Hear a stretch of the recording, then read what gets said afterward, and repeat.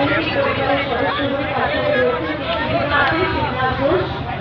এখানে আছেন আমার খুব প্রিয় কাউন্সিলর 26 নম্বর ওয়ার্ডের রেশমা মণ্ডল, যিনি সবসময় মানুষের পাশে থাকে, মানুষকে পরিষেবা দেয় এবং সবথেকে বড় কথা হলো তার ব্যবহার। সবসময় হাসি মুখে মানুষের সঙ্গে জনসংযোগ রেখে মানুষের পাশে থেকে সমস্ত সহকর্মীদের 25 নম্বর ওয়ার্ডের বাচ্চারা থেকে শুরু করে বাচ্চারা থেকে শুরু করে আমাদের হুমায়ুন আছে, আমাদের আরো সব